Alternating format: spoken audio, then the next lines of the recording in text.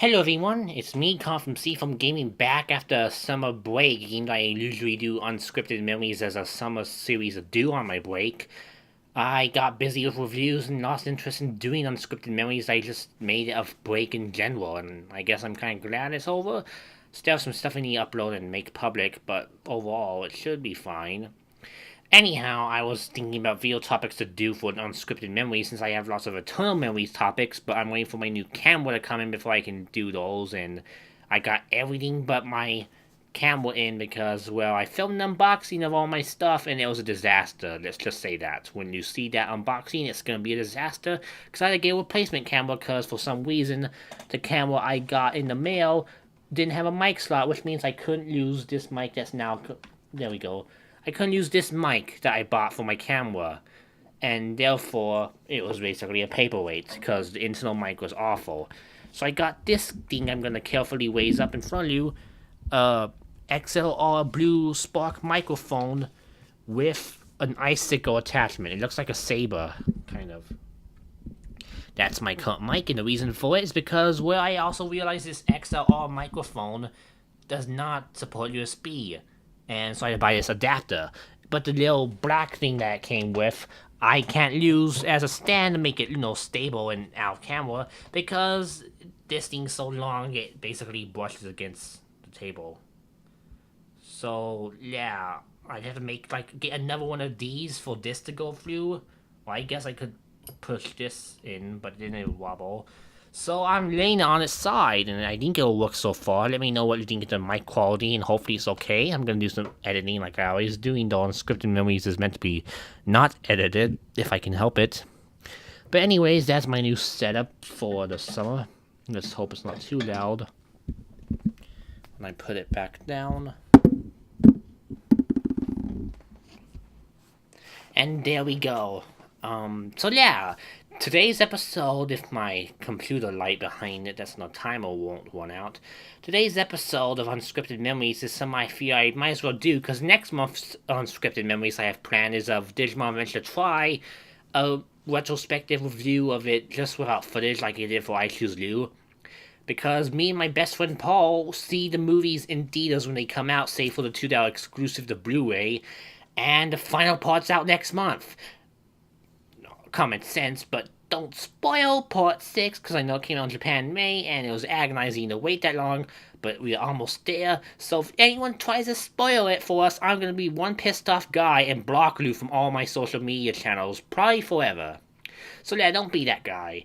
Instead, I decide, since I'm preparing for Digimon Adventure Try Part 6, I'm gonna share my whole Digimon collection, except for one item that's buried deep in a closet. It's a, tablecloth. I'll discuss that in a bit. So yeah, I'm gonna just discuss and show off my whole Digimon collection. Hopefully that's fun, and maybe you guys can see what else I have. May I have something rare? I doubt it though. And I'll touch on some things I did used to own but got rid of. So let's get right into it with Unscripted Memories. And yeah, apologies for the beard. I was gonna shave today, but didn't get time to. At least I will after I'm done with this video, or tomorrow more than likely. So first off, might as well go into video games, because that's what I'm known for. I only have these two. Technically, I have Digimon Rumble Arena 2 in my back, corner of my game collection. I could get that box out, but it's kind of in a very tightly packed part of my game collection, so not getting it out is a bad idea, because it would not be a good idea if I got it out and had to reorganize that part of the shelf. So I got these two out, because these are PS4 ones. And I'm gonna be honest, I have not played this one at all. I put in my PS4, downloaded the free DLC, and that was it. I got this for $10 on Amazon, heard great things about it, wanted to play it, but it's an RPG, and they take a while, and I have lots of backlog games, because I review games and I don't play my own games much. So I put this on the back burner. And now there's a sequel that my friend Paul is a big fan of these games. He actually ditched Pokemon for Cyber Sleuth, the story series. He ditched Pokemon and went with Dawn and Dusk, because Omega Never Sapphire disappointed him so greatly and he just got bored of the series. He tried Pokemon Go and Pokemon Duel and Pokemon Quest out because they are mobile and free to play, but he's been a Digimon fan, I guess, for a while, and I don't blame him, but I kind of wished he got into. At least he did Super Mystery Dungeon. This game, on the other hand, Paul didn't get because he didn't think it looked good. I got because it was $16 because that Prime Day era from last summer. It's not good. Let's just say that. I played this one actually for a good hour and a half with Paul watching, and it's like this sim game with an RPG where you explore like a digital world and raise Digimon and evolve them. But the way it does it is so weird. Like, I know the anime does things differently than the manga and the original pet line, but like, it's so haphazard as to what Digimon you get, and the fact there's no option to just have them evolve normally is a bit of a turnoff, to say the least. And even if you do get a good Digimon, the game itself is just boring and not that fun to play. It's really tedious, and the battle system sucks hard. Not to mention the whole needing to take the Digimon to the bathroom bit. I mean, what is this? Like some sort of cruddy story I had to write on DeviantArt when I was low on cash, or an actual game? Sadly, it's an actual game. So yeah, this game, I wanted to sell it, but I'd only get $6 for it at GameStop, so this will be in my collection until I can get rid of it, or endure the holding on stream. Maybe I'll do that for fun to torment myself. But this thing I heard great things about, so I'm not too worried about this. And Rumble Arena 2 is decent fun with friends. I need to get a PS2 controller. And now for one of my... Well, this is anime related, so I'll save it for later. So, the only piece of merchandise I own besides the tablecloth I got on eBay... Yeah, it's him. It's Patamon, a Patamon plush toy mini from Plush Mini Zag Toys, I'm sorry. It's this tiny tag on the back. And they sold these in blind boxes, and you could get the main starters or Greymon because he's sort of the mascot of Digimon Adventure, but Garurumon is too, and I kind of like him more. So, needless to say, I got Patamon in the blind boxes, and now they put them on store shelves without the blind boxes, so you can get the one you want. And I'm kind of glad I got Patamon. His roundness makes for a very good appropriation of this plush toy. But I looked at the Galmon and Beelmon plush toys, which, because they are my favorite Digimon from that era, they don't feel good at all. Galmon's not squishy at all, and it's kind of like overly complex and tiny. And Beelmon's just... her wings feel cheap, like these feel cheap too, but like Beelmon's more noticeable. I think I got the best one in terms of these plush toys, because this feels perfect for a small toy. Maybe I'll get the gigantic fat Digimon plushies they're making too. I think they made one of Gabumon, Agumon, and Tsunomon, and Palmon. So yeah, those are my Digimon merchandise, not much, save for one anime relating. So let's get started on the main show, including with the VHSs that got me into the series, because I should recap how I got into Digimon. So, funny story, this show I got into when I was about, 2002, 3, I think I would have been 3 to 4, oh, my light's about to come off, so if it gets crappy video quality, can't really help it, because it's on a timer. 3 to 4 years ago, I was watching TV at my mom's place when we had that cruddy apartment, and Jetix was a thing that was on, and ABC Family too. And every now and then I'd see this show called Digimon, but I never would remember the name because it would change cast every now and then. I thought, is this the same show? Is it not? Because, they didn't rename the Digimon seasons when they came to the US. They all were called Digimon Digital Monsters from seasons 1 to 4. And the logo changed between season 2 and 3, they still did the same. So thanks to that confusion, I had no clue what was going on, and I just watched it whenever I could. I mostly watched Frontier because that was the Disney one, and they aired new episodes when I was growing up. So that was the one I got to see the most. And they also aired all the other seasons, of course, on reruns too. And I got to see bits of Digimon Adventure 1, and by bits, I mean I literally only saw the one episode of Skull Greymon.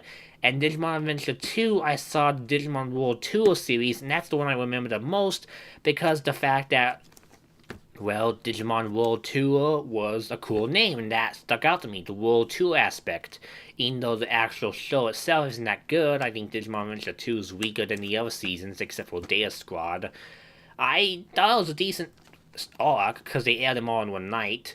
And then I saw a bit of Tamers, and by a bit I mean the first episode. And I thought Yeomon was adorable, but that was pretty much it. And yeah, outside that, the only thing I saw was the Digimon movies that they showed in 2005 on Jetix. Believe it or not, even though they're extremely hard to find because they never released them on DVD and they're only on Disney XD a few times. I mean, Disney Channel, Toon Disney. It's Disney XD now, but it was Toon Disney and it had Jetix like Toonami and Cartoon Network. It was a convoluted mess, to say the least. They aired movies, and they were movies that were made in Japan that they dubbed over, and they didn't release them back in the day. I'll show you an example of why in a bit.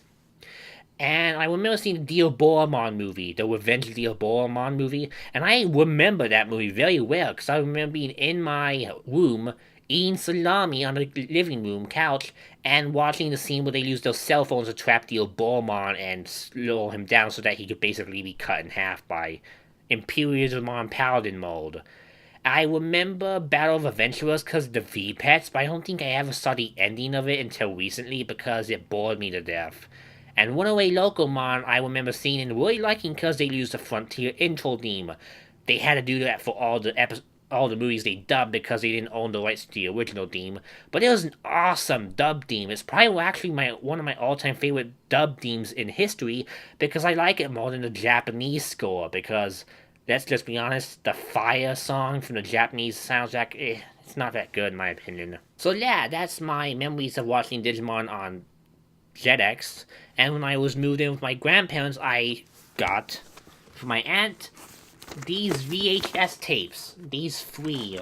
I got them a little bit at a time, but I think I got these and this around the same time, and I got this first. My aunt found this at a garage sale. I don't know if this is the original case, but it's pretty cool looking. It's called, well, it's just Digimon Digital Monsters. It says Volume 1 in the back, but on the front it just says Digimon, like it's a movie. And it shows 3 episodes, but the interesting thing about this that I noticed as a kid is that there's no pictures of any of the episodes or the actual show on this box, period. This is stock artwork that the artist made for the show, I think way back when it was launching. I think it was to promote the V-Tamer manga, or someone on that team drew this artwork. That's why it's a random pic of him on Agumon in a desert. And the SPAC is just more artwork that Toei uses to distribute the show, but talks about the first 3 episodes, and inside of this VHS case is a very plain-looking VHS tape. So yeah, there was not much to offer, but it offered the first 3 episodes of the show, and I was hooked. I got to see it from the beginning, and it was a very, very, well, engaging show, because the whole aspect of, finding the way back home and surviving and learning their partners, and wondering who would evolve next. So my aunt got me Volumes 2 and Volumes 3 when she found them at another garage sale. And these use standard packaging, at least the copies I have. And yeah, this is Volume 2. Covers episodes 4... Blah, my speaking is not that good. These cover episodes 4 through 6. And yeah, they look very good for the most part. The preview images, I mean. And this is, that volume I think was okay because there's more episodes building up the story. This volume is what really got me into the show though, because I knew there was some intensity from the bits I saw in Toon Disney, but this is where Digimon Adventure 1 kicks off because the Devimon saga starts in episode 8. And let me tell you, even though this is volume 3, I was never happy with this release, and I'll tell you why in a short bit. So yeah, this is packaged the same as the last release, in the same packaging, the little VHS tape. And I will say about the volumes 2 and 3 that they use, some artists made the characters really ugly compared to the Japanese artwork in the show. And even though, like, they used the official artwork in the back, like these, I think these were using the comic books that they made at the same time from Dark Horse. They just look really ugly. I don't like how they designed the characters for those volume artworks. But needless to say, at least it did get me interested into the story. Volumes 1, 2, and 3, and episodes 7, 8, and 9. They basically introduced the whole plot about Black Gears and Devimon, and I say that was a very good part of Digimon Adventure, because that's when it actually got pretty serious. But then Fox Kids did something dumb, at least here in the States. They cut off the volume releases at volume 3. I'm mixing up my words tonight, it's kinda late. Yeah, Unscripted Memories, but anyways, yeah, they stopped at volume 3, we only got to episode 9, and I never got to see the rest of it for like, let's see, I got it in 2007.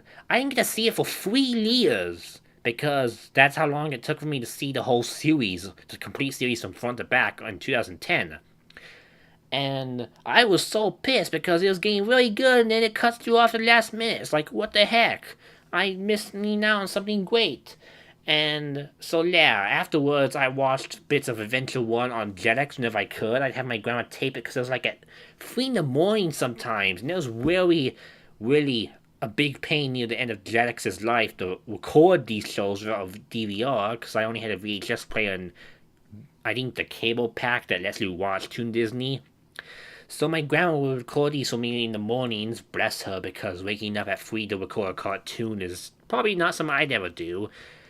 And I got to see bits of the later half of the show and didn't understand most of it, but I kinda got some bits understood. I saw the bit with the 8 Digivice and Angelamon being made so that way she could destroy my eldest mon, seemingly.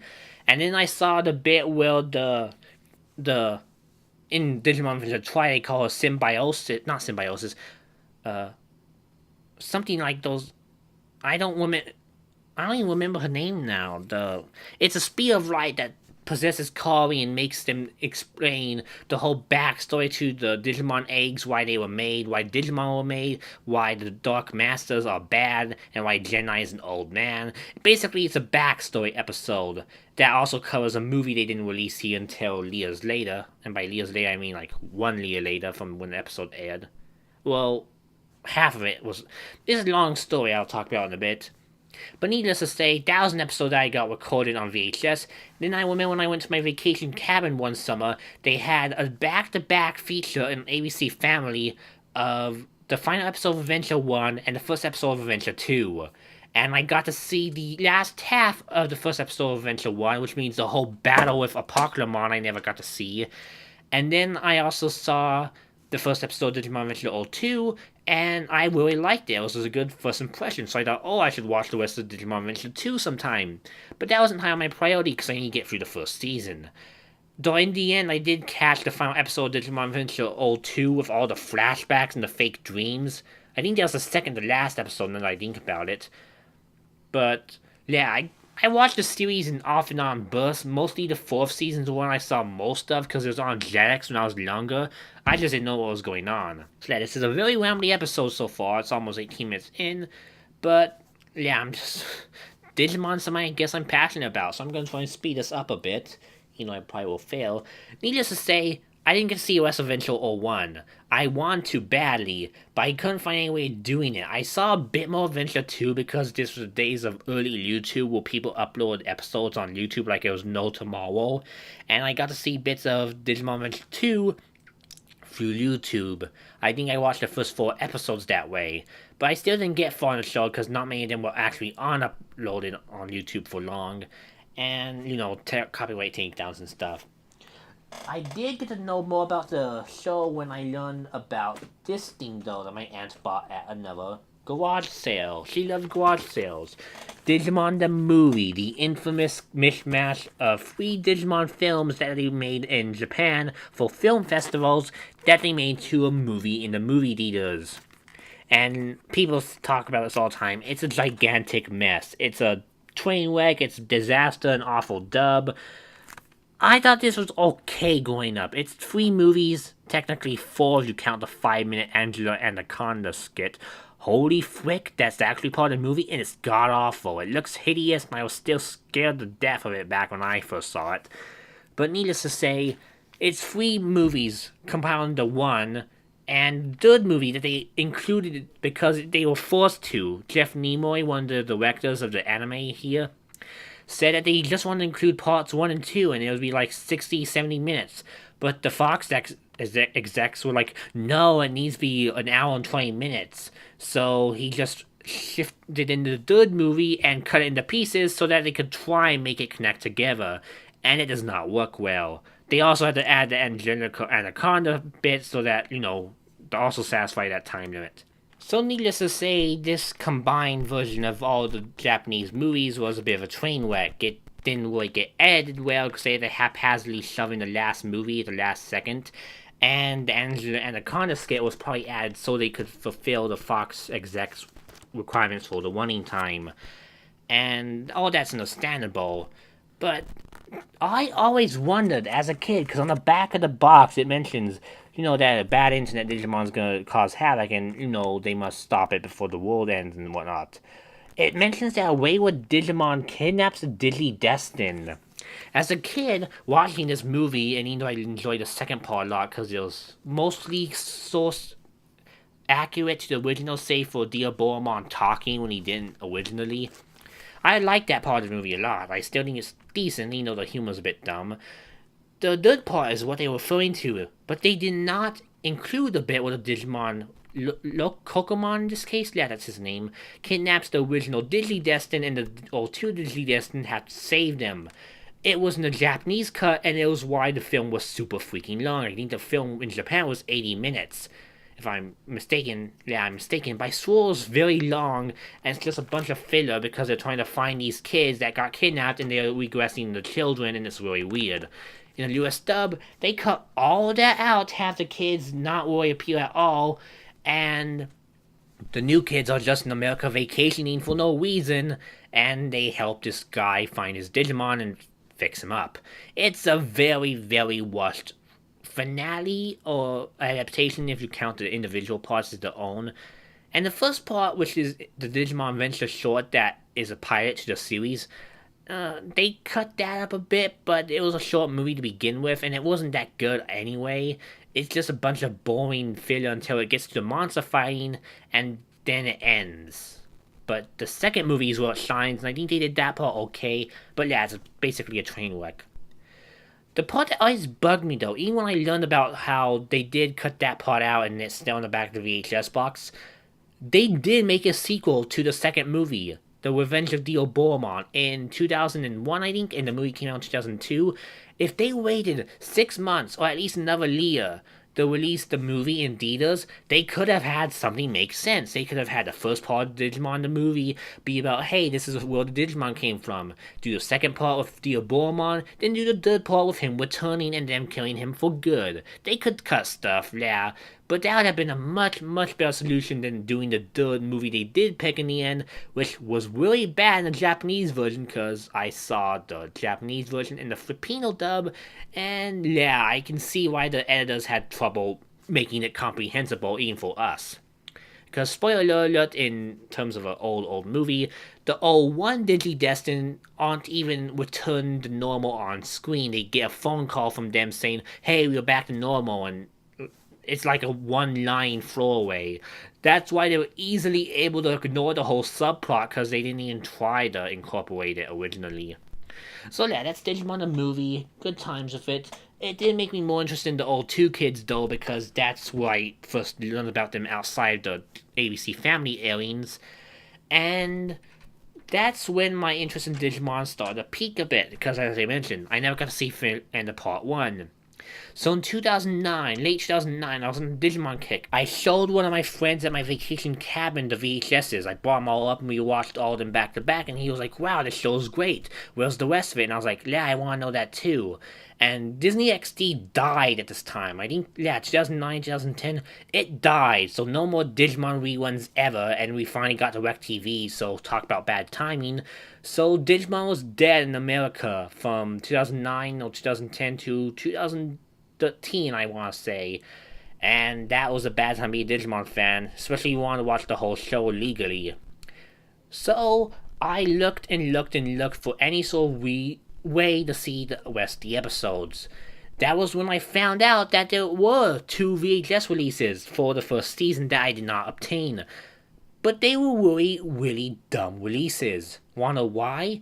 Volume 4 is like episodes 36 through 38, and as I mentioned before, Volume 3 ends at episode 9, so where are the other episodes?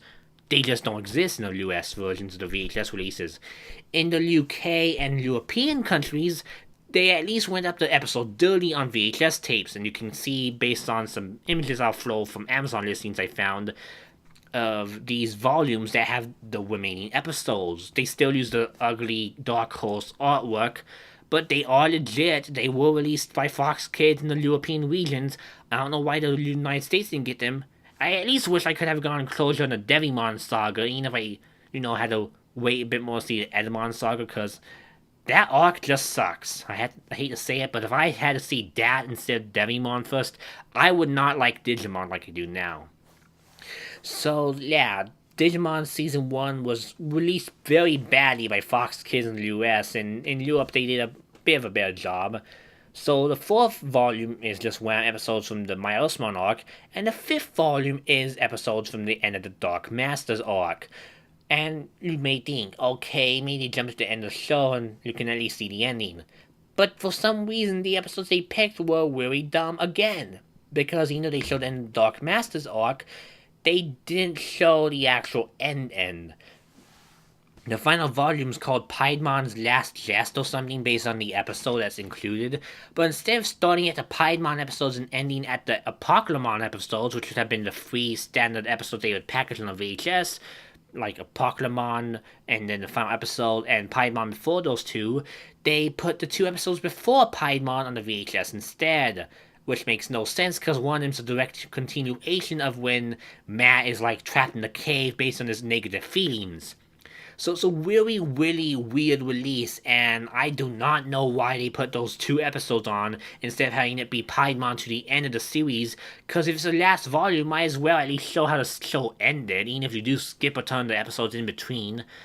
So yeah, I'm glad I didn't get those volumes, because I have been one confused kid. But I know my friend Paul said he grew up with the fourth volume, that's what got him to Digimon, because admittedly, the final battle against Venom, my oldest mon, I don't think that's him. Yeah, Venom, my oldest mon, that was in the first season, Mallow was in the second. Yeah, Venom, my oldest mon, the battle against him, Paul thought was very good, and that's what got him into the show, so at least the haphazard VHS releases helped somehow in the West. Anyways, that's more rambling. Now to move on to the Digimon Tamers part of the collection. And I actually have a complete set because they only released these two VHSs. Surprise, surprise, even the show went to Disney, they weren't even competent at getting us complete releases of the show. But they did things a bit weird. They made these VHS releases movies, in that they are 3 episodes compiled together, but all the intros are skipped, and by that I mean they only have one at the beginning of the whole feature and one ending at the end of the whole feature, and they make it seem like one continuous movie. So this is episode 1 through 4, I believe. And this is, the intro to Digimon Tamers. A good intro, shows the first 4 episodes, talks about how Henry and Takaro got their Digimon, and it got me interested in the Tamers story because of how it was more lifelike and relatable than the others, since I only seen the first episode before this VHS.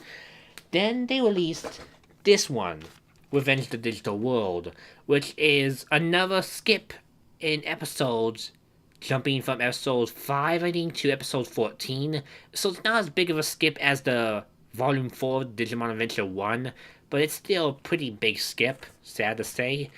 This confused me as a kid. And yeah, I know I mentioned how people who grew up with Volume 4 of Adventure 1 would be confused jumping from Volume 3, but this was the second volume, and it was again portrayed as a movie because they only took one intro, one ending, and mashed all the footage into one continuous stream of episodes with occasional fade-ins to indicate when an episode would shift or when a commercial would kick in.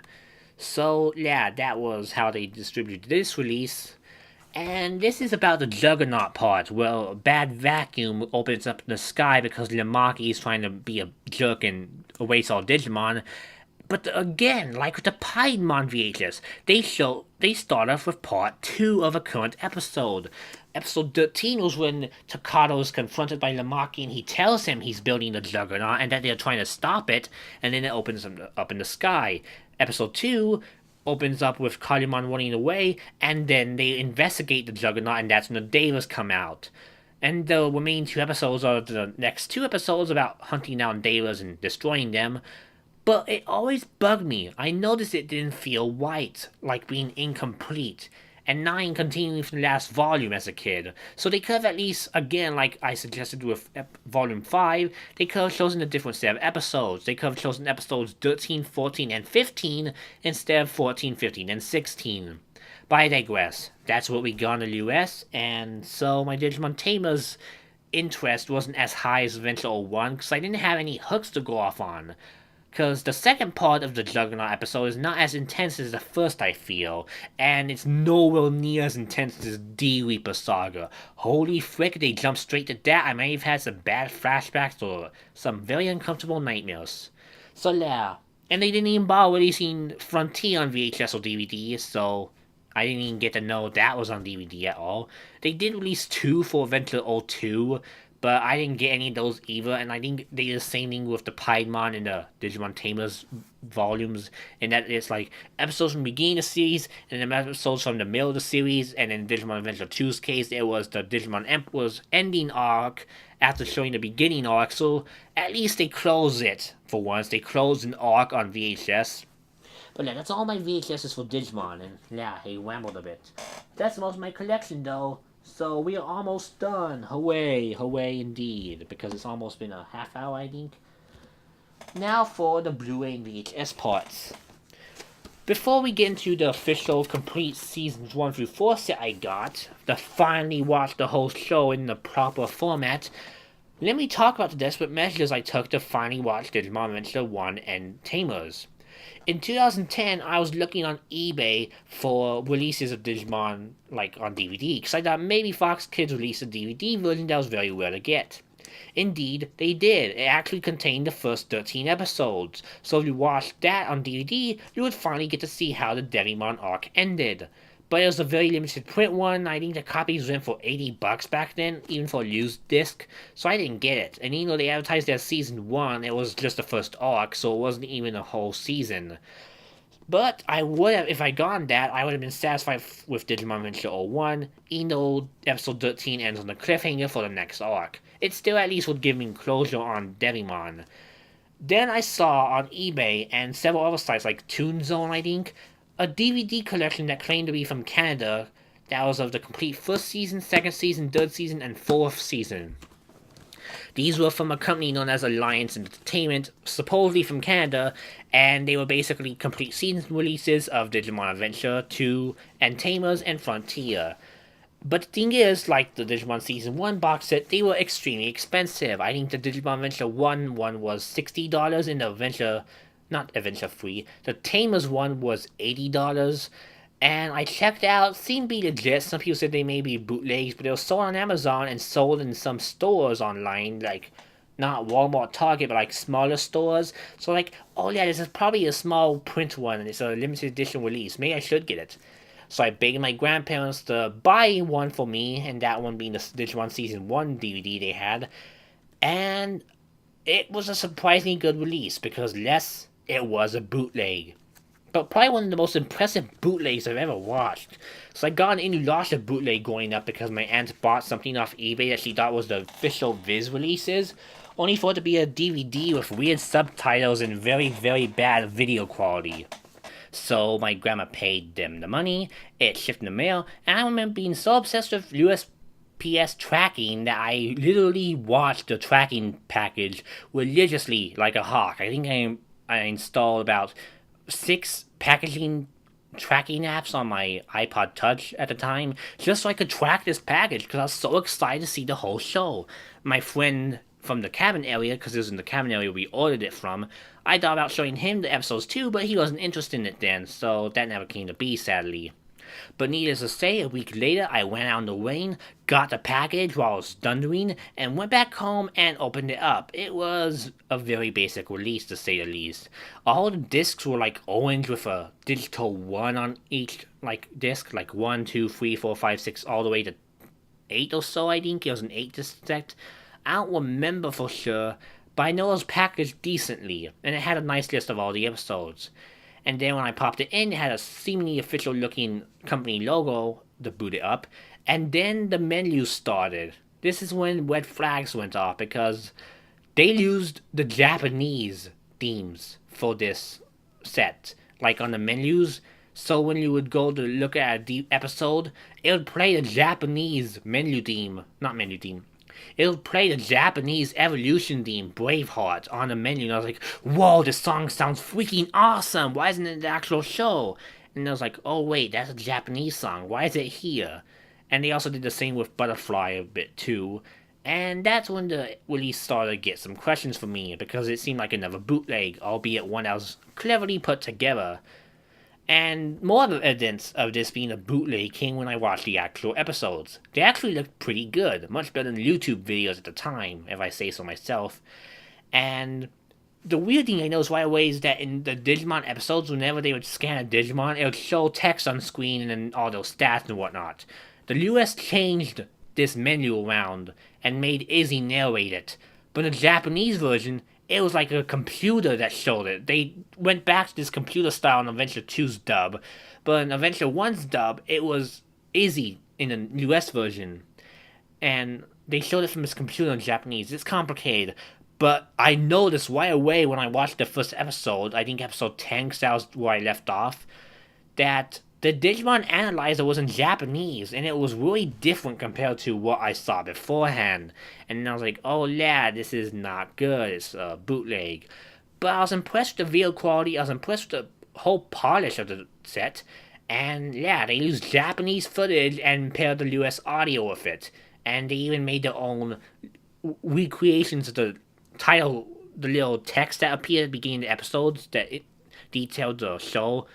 And I was like, oh yeah, that's neat that they went through that detail, because Japanese versions didn't have those subtitles. It had like a tile screen, like Pokemon episodes. So they completely recreated it, because the Japanese version doesn't have text used like in the US version. So it was a pretty nice edit. They edited things pretty nicely, and I didn't notice any major difference save for stuff that was in the background that they completely, changed for the US version. Like, if an alcohol bottle had a label on it, it would be kept in the DVD I had, but in the TV version, it would just be painted over. Stuff like that was kept. Even though any cuts of actual video were still redone. When a Pokemon scrapes his shoulder in the final episode, they cut that out on the DVD version, and they somehow sync up all the audio quite well, so it doesn't jump cut because they're using Japanese footage. So that was a pretty surprisingly good release. So I bought the Tamers set, even though I was like, okay, it's a bootleg, but if Digimon's never coming out again, I might as well buy as much as I can. So I begged my grandparents again, got the Digimon Tamers DVD set a few weeks later, and I watched through that, and that's when more cracks showed, because the Digimon Tamers set was notorious for not working. If the DVD player did not like DVD-Rs, it would just not work. I don't know what they did with Digimon Adventure 2 or Tamers and Frontier, but from reviews online, those sets were made very poorly in comparison, and I noticed this when lots of my episodes kept freezing. I had to try different DVD players, hope it wouldn't freeze up, and yeah, it made watching Tamers much, much worse, especially since the Digimon Analyzer was still in Japanese, and the edits that they made to keep consistent with the Fox Kids cuts were much more noticeable in this time around. So yeah, those DVD releases weren't that great, and when a few years later came by, I heard they're finally releasing the show in English officially. Yes, they did it. In 2013, I believe, they released Digimon Adventure on DVD in the US. It's not a Japanese version, but it's very good. I do miss not having the Japanese music playing in the menus, but it's a much better release being official. It has all the kids on the disc, it has an art book, and it even has on the back, like, the Butterfly, Braveheart, and the Keep On insert songs that they use in the Japanese show. Even though there's no bonus feature to watch these Japanese songs, it's very cool to have an MP3 download or know the song by heart. So it's a very, very well-crafted release. And I was blown away by how well it was made. They also started playing them on Netflix at the time, and that's how I watched Digimon Adventure 2. And then Saban bought the rights to Digimon from Disney, so we got to see a new Digimon season dubbed in English, Digimon Fusion, which I thought was pretty good. At least the dub, because the Japanese season 3 is an anime disaster. It looks really ugly, but that's another time. So I finally got to see Digimon Adventure 1 legally. Well, yeah, legally, since the bootleg isn't legal. I got to see Digimon Adventure 2 in full for the first time. and I got to see Digimon Adventure free without a buggy DVD. And I got Digimon Frontier, and I've never been able to finish the show. I don't know why, but the first 14 episodes, I always stop because it bores me. I haven't been that bored since Data Squad, but unlike Data Squad, I don't hate it, it just doesn't hook me. I need to try again sometime. But yeah, official DVD releases. A dream for me, and I'm so glad it happened. They released Season 5 in an individual set later, but I didn't mind that because I hate Data Squad. So now for the last bits of my Digimon collection so I can stop rambling, because this video is almost 40 minutes, if not over it. When I was in my Digimon High, like before I got the bootleg releases, I went on eBay and saw this, a D3 Digivice. I asked my grandmother if she could buy it for me, because I was a little kid and didn't have money, and she did because it's like 40 bucks. I didn't know how to play with this at the time, but needless to say, I got this. I have a Gatomon that I raise, in the sense that I leave it abandoned for like years at a time. Sorry kitty. But yeah, this is the US version, so it's not a Japanese one with all the cool features. But yeah, it's a Bandai Digimon pedometer toy. And these are kind of rare. I think I see these go for $60, $80 nowadays. And don't even get started on the Japanese versions, because they go for hundreds, especially the later parts. That's why they reprint them often on, like in 20th anniversary or 15th anniversary editions, like the Digimon D1 Digivice for Adventure. They did that for Try, reprinted it. So yeah, I want to get more Digivices someday, but I don't want my wallet to explode either. So that's my anime-related collectible. And last but not least, I unboxed both of these before. These are Digimon Adventure Try 2 and 3, the US versions. I don't have much to say, saw them, liked them, excited for part 6, may get the rest of the series at a later date to rewatch, but that's basically it. Don't have much to say on Try, that's next month. So yeah, I rambled a lot, need more water, probably next time, but gushing about Digimon is just something I want to do for a while, and I didn't want to do Untitled Memories on it because I didn't have much memories to share outside of some individual moments with the show itself that I can't do due to copyright, so I decided just to go over my whole collection, and I did. Hopefully it's a decent job. I need to do, as you can tell, lots of editing to make sure that all the pauses and stuff I did from being tired didn't get into the video. But I hope my new mic worked well, and I also hope that, well, you like this video. What's your Digimon collection like? Maybe you have more plushes than me, because I only have that Paramon one. But I'd love to see or hear what your Digimon collection is like. And for UK people or European people, how many VHSs did they release in the UK or the European Union or Australia? I want to know if they complete the whole series from episode 1 to 54 of Digimon Adventure in your country, because I would have loved to have all those episodes on VHS so I didn't have to go through those weird hoops to get those weird bootleg sets and whatnot. So yeah, that's Digimon for me. That's my experiences with the show, and I hope you enjoyed this Unscripted Memories. Stay tuned next month where I'll probably talk about Digimon Adventure Try, and also go over something else if I can think of it. Then I'll get started for Untitled Memories maybe in October for Mega Man 11 if I can get a Mega Man 2 one out. I'm not sure yet. I'm not even decided on what I'll introduce the series with, but I'm hoping it'll be a good episode with new equipment. Bye for now.